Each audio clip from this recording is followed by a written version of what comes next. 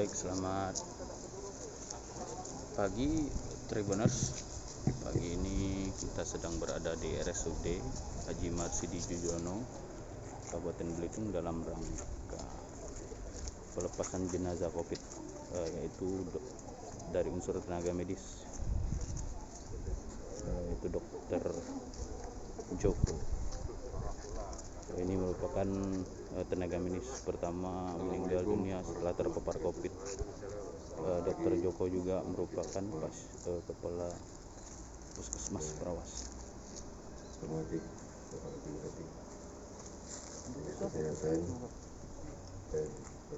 Sudah hadir di hadapan kita Bapak Bupati Belitung, Bapak Haji Sani Saleh, dan Wakil Bupati Belitung Bapak Syaf Melody.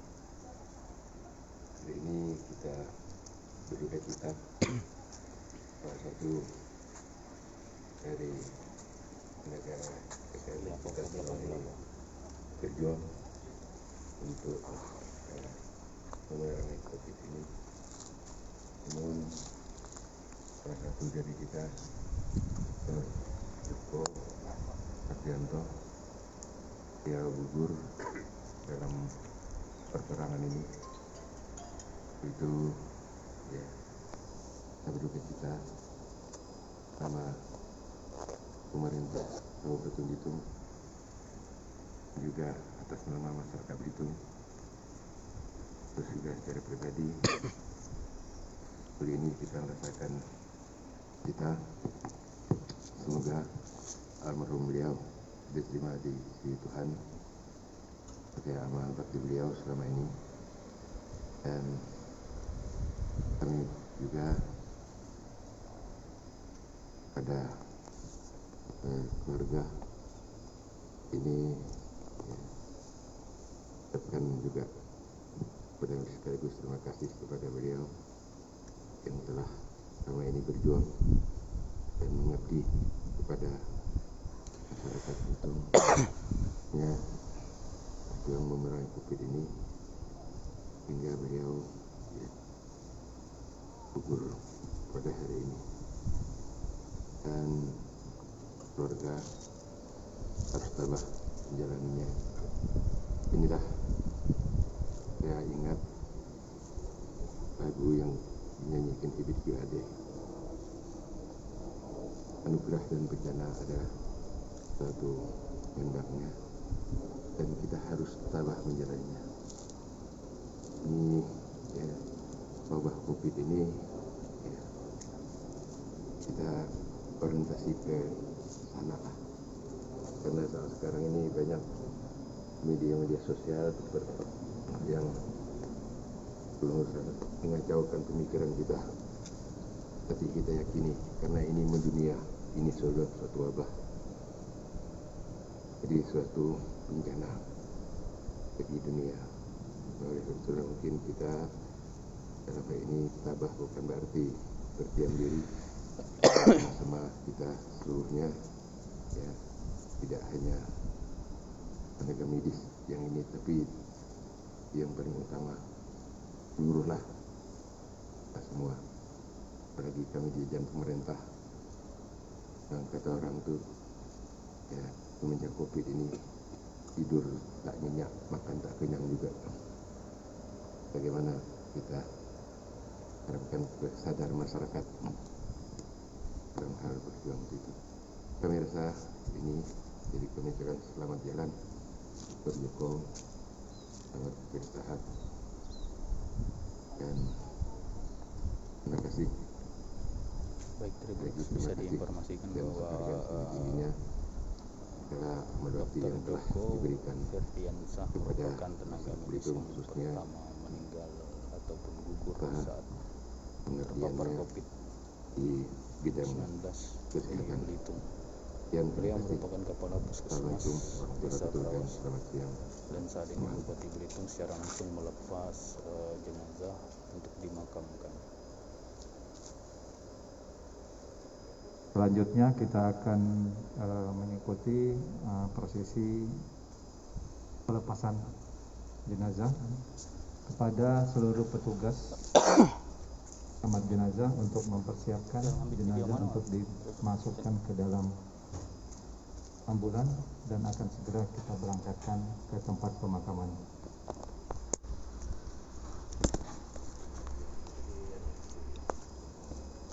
Saat ini jenazah Dr. Joko akan segera dimakamkan.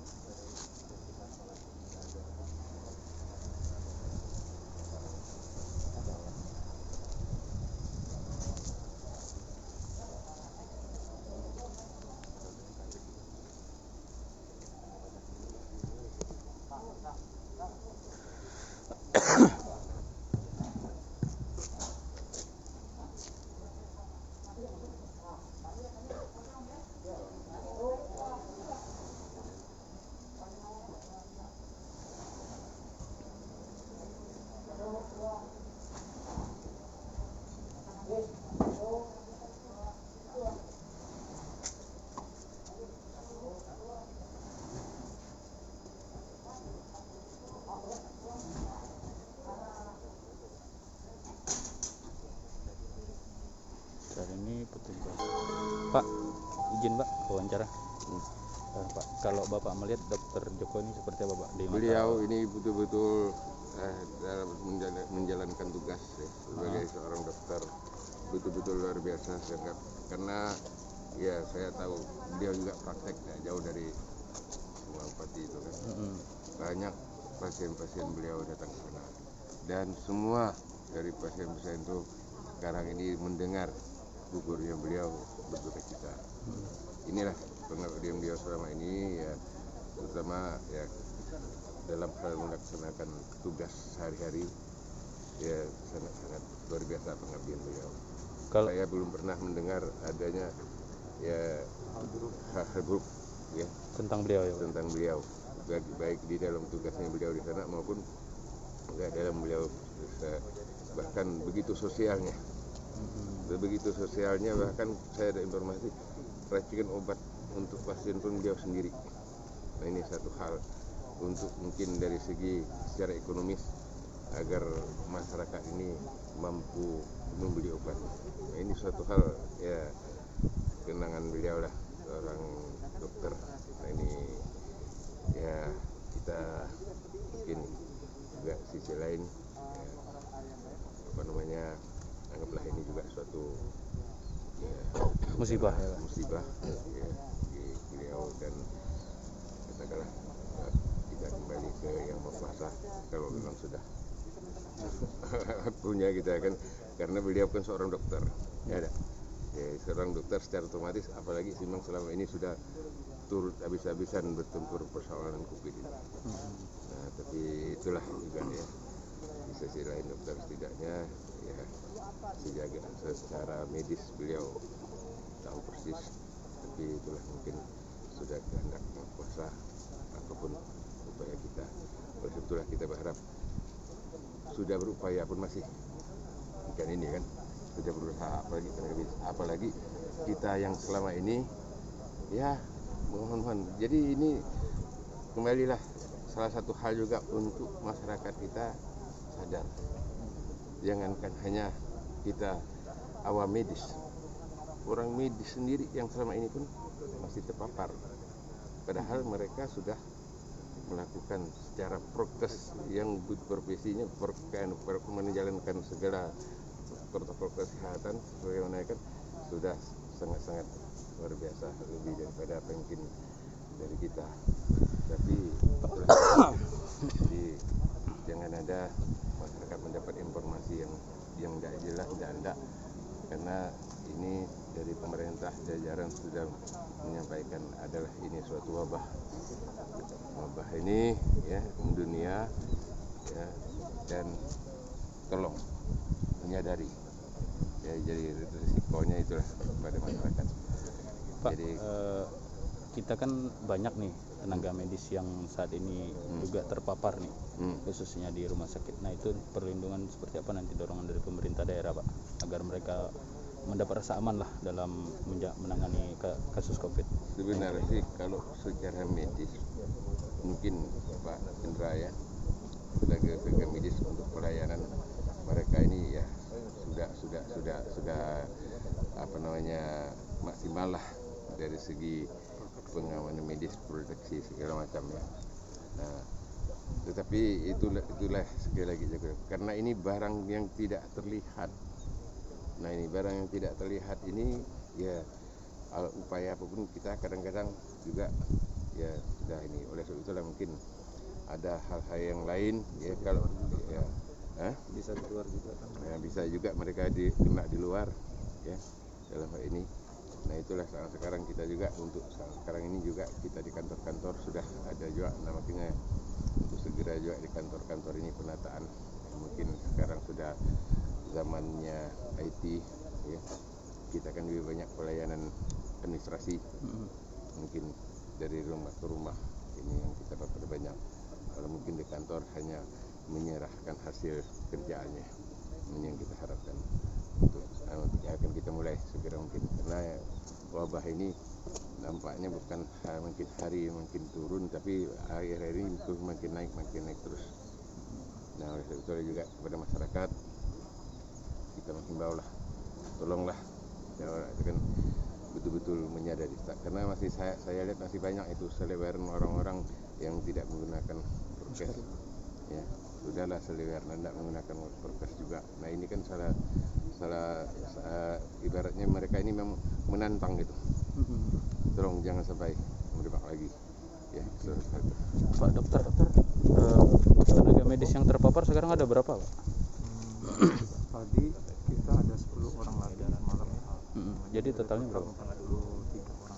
43, Pak. Ya, tapi sudah ada lagi 6 orang yang sudah sembuh. Berarti berapa nih, Pak, sekarang? Sekarang yang dulu ada sekitar 30. 30 ya, Pak.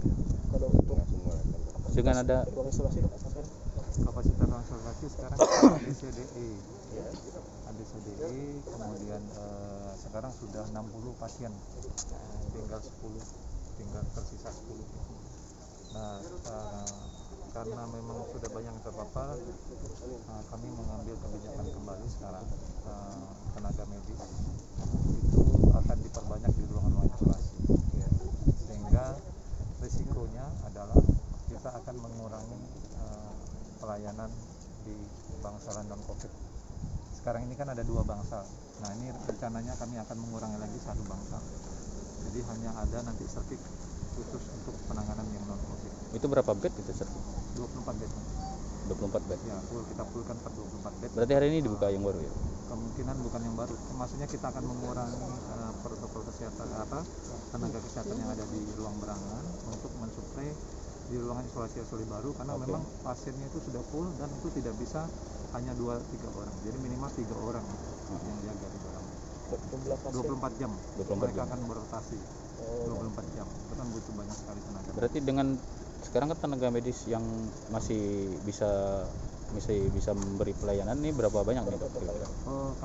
Totalnya ada 120-an lah ya. Itu bisa maksimal nggak kira-kira? Ya, kalau kita menutup satu bangsal yang non COVID, diberdayakan lagi orang-orangnya di bangsal COVID, mungkin itu akan jauh lebih maksimal.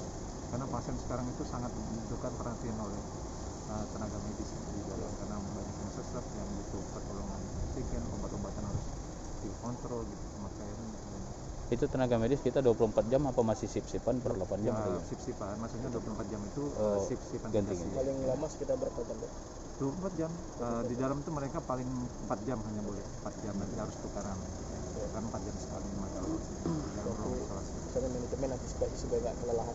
Ya, karena kalau kelelahan nanti susah mencari karena untuk mengganti tenaga kesehatan nakes para medis yang baru itu nggak gampang karena kan perlu latihan dulu ya, tidak bisa langsung pakai gitu. Berarti kita tetap masih F ya, Dok, sampai F ya, Dok, Ya, kita sekarang saya ini sampai E. F belum dibuka ya, tapi cadangan F ya. Cadangan. Untuk jumlah hari ini berapa, Dok, kasus? 60 pagi. Untuk yang 60 60 ya. 4 meninggal ya. Semalam saya udah share itu Ya. yang Berarti, 8. Hari ini 2 yang meninggal dunia ya, Dok? Kalau dihitung dari 24 jam 4. 4 dari yang kemarin ya. Oke. Baik, terima kasih, Kita Dok. kan hitungnya 24 jam dari jam 8 ke jam 8. Oke, siap. Ini enggak punya ya. Baik Tribuners, kita tadi udah wawancara sama Bupati Belitung sama Direktur RSUD. Saksikan live report kita selanjutnya di tempat yang berbeda, dan kami turut berduka cita atas meninggalnya atau wafatnya tenaga medis di pemerintahan Kabupaten Belitung, yaitu Dr. Jago. Semoga amal baik beliau diterima di sisi Tuhan Yang Maha Kuasa.